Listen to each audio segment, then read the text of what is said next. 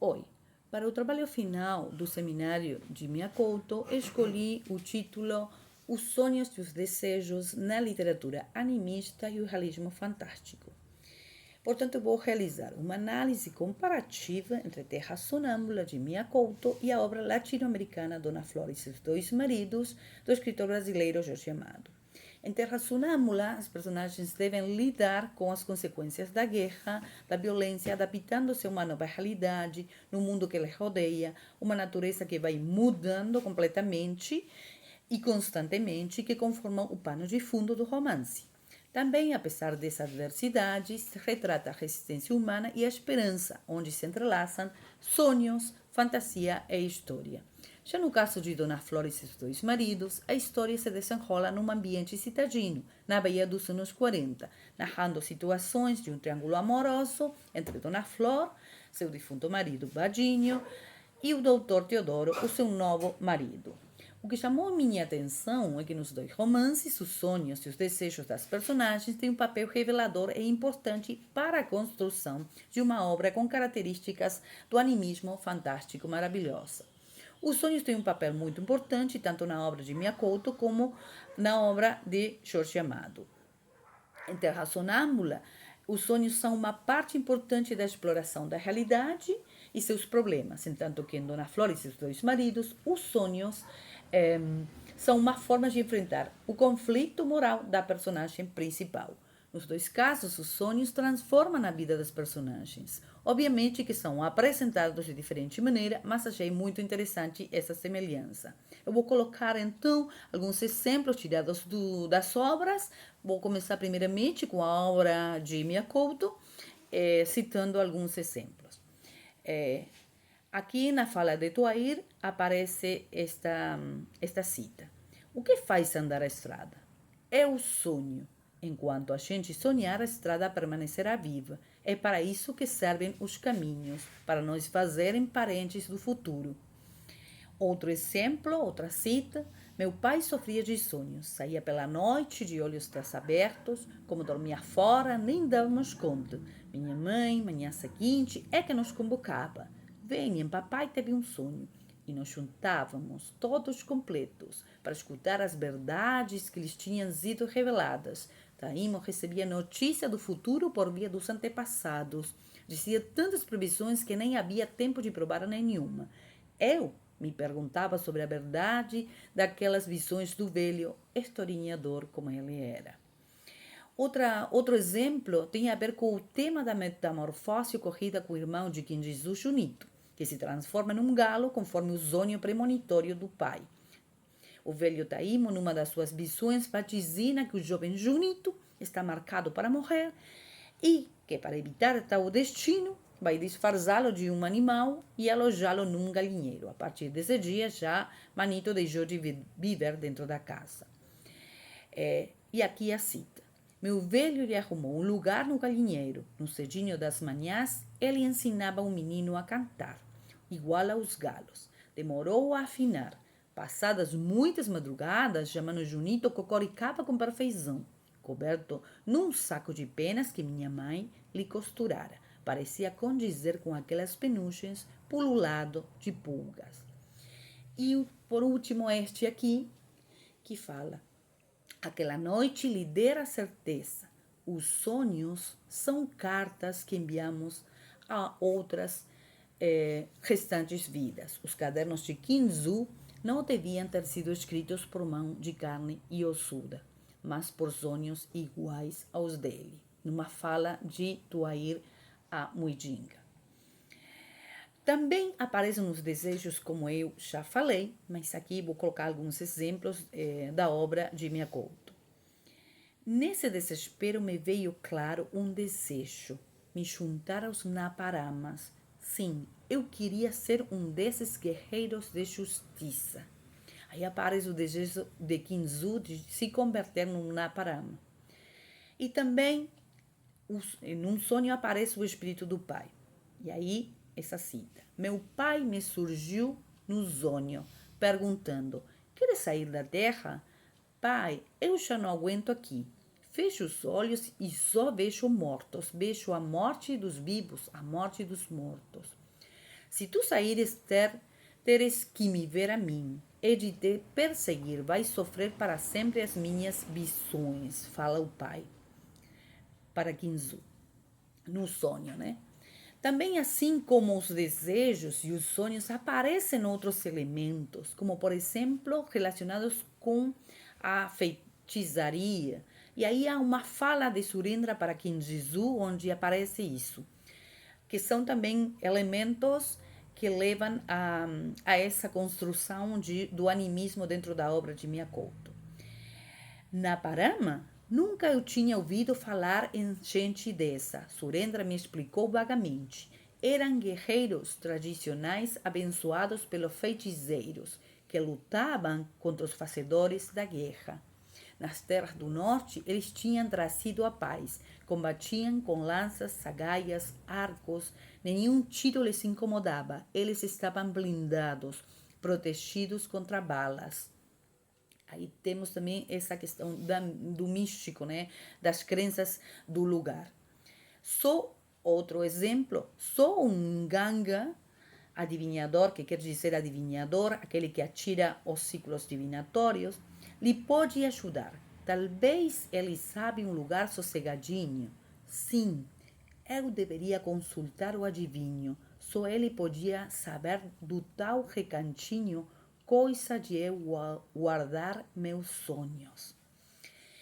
Outro elemento tem a ver com fantasmas. Já apareceu o espírito do pai aqui no sonho, sim.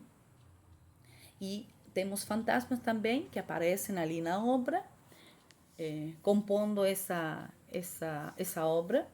Nem eu posso trazer o recordo dessa figura. Suas formas não figuravam um desenho de descrever, semelhando um malfeitor vindo dos infernos. Sempre eu só ouvira falar deles, os poucos. Fantasmas que contentam com nossos sofrimentos. Ali estava um deles, inteiro, de sombra e fumo. E como já falei sobre o pano de fundo, essa natureza, aparece também a paisagem aqui.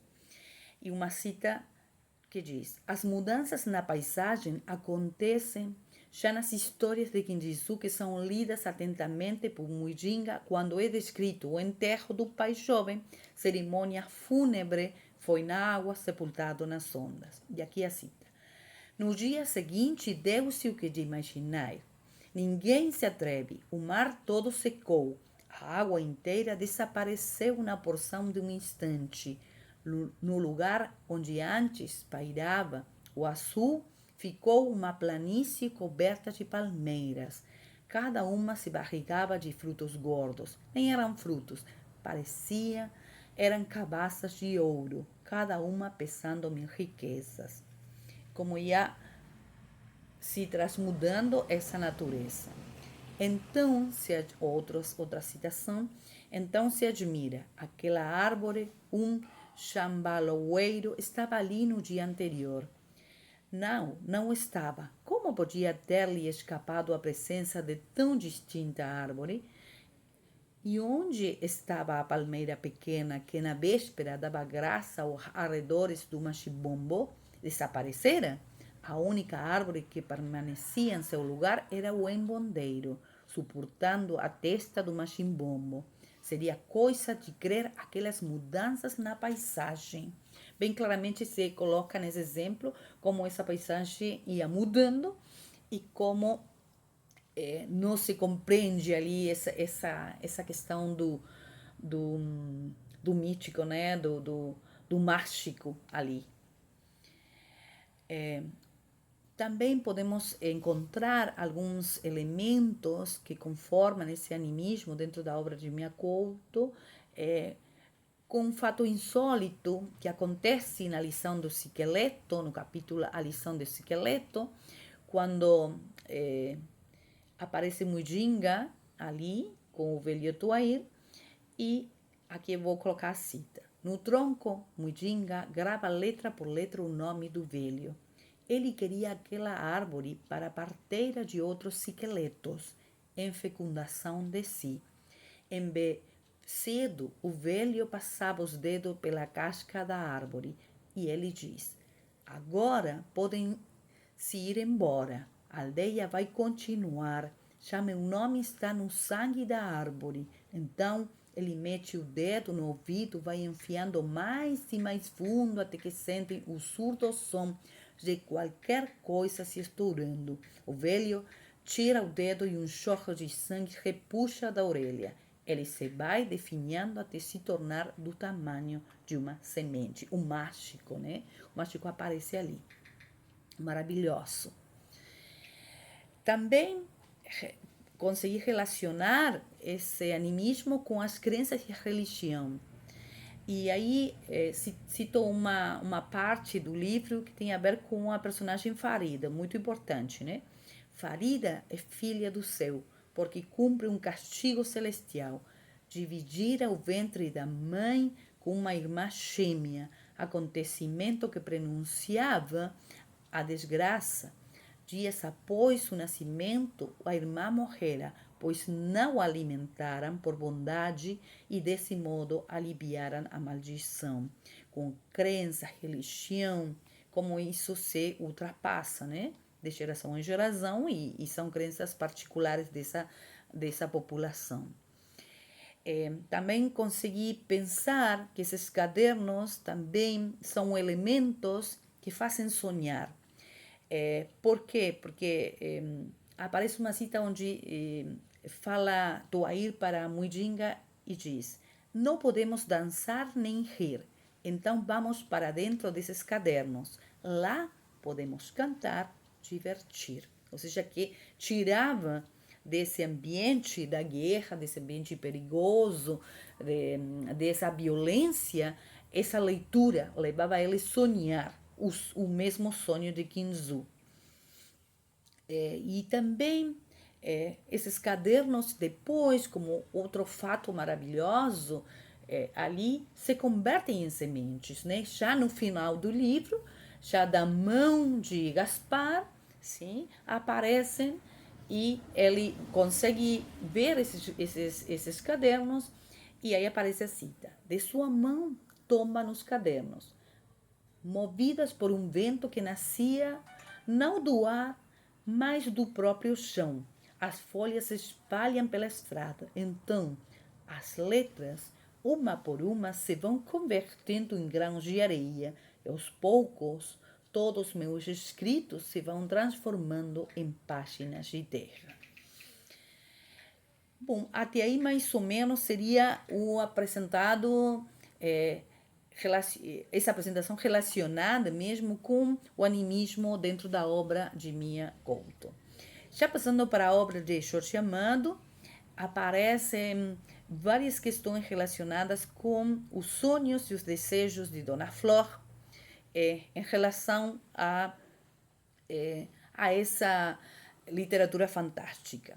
Dona Flor, como se fosse cega, surda e muda em sua modéstia e em seu orgulho de viúva, coagida a defender o seu recato contra ela própria, contra os errantes pensamentos, sonhos ruins, contra o desperto e árdego desejo, aguilhão em sua carne, perdera o perfeito equilíbrio entre a mente e o corpo, necessário a uma vida sadia, no erudito dizer da brojura yoga, o justo acordo entre o espírito e a matéria e espírito em guerra sem quartel, por fora viúvo exemplar em sua honra, por dentro em fogo arder e a consumir-se. Ali essa luta, né?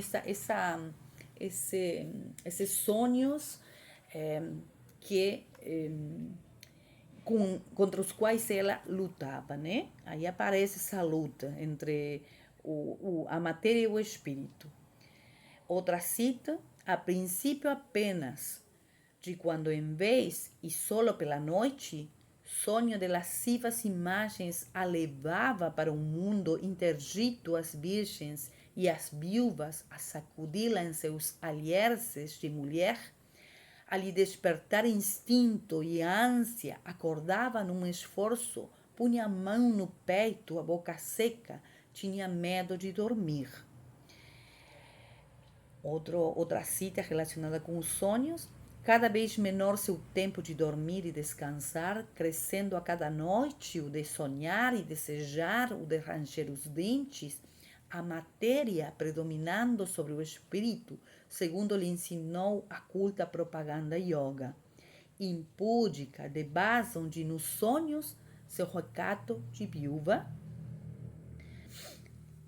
Também o fantástico se evidencia com a presença de Vadinho, principalmente na alcova de Dona Flor.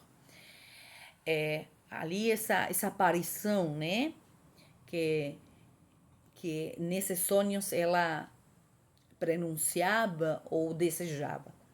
No leito de ferro nu estava Vadinho, deitado à lagodaça e sorrindo lhe acenou com a mão. Sorriu-lhe em resposta.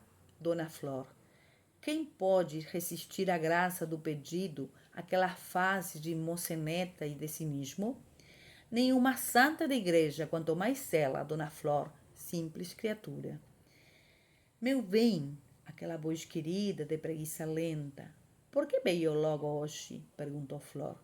Porque que você me chamou, e hoje me chamou tanto que eu vim, como se dissesse ter sido o seu apelo insistente e intenso a ponto de fundir os limites do possível e do impossível. Aí estaria esse fantástico, não? Dessa aparição do defunto marido. E neste momento, neste acontecimento inusitado, inacreditável, marcado pelo sobrenatural, onde se destaca a mistura do mundo material com o sobrenatural, a volta de Vadinho representa então a realização de um grande desejo de Dona Flor. Nesse espírito presente de Vadinho, está presente em todo momento, dentro da casa. Então, aqui uma cita. Até então não se acostumara com o fato de ser apenas ela a enxergá-lo e a o dar com o Vadinho junto à mesa, todo nu e exibido, estremeceu. Mas, como as alunas não reagiam ao escândalo, recordou-se de seu privilégio. Para os demais, seu primeiro marido era invisível. Somente ela conseguia vê-lo, né? Então, ali está também essa ideia, essa característica, esse elemento primordial da fantasia. Conversa com o defunto marido também, ela pode conversar, não só que vê, também conversa com ele. E aqui uma cita. Porque só agora tu me chamou de veras, com vontade, precisou mesmo de mim? Também tive saudade o tempo todo, não adiantou tu ser ruim, Vadinho, quase morri quando tu morreu.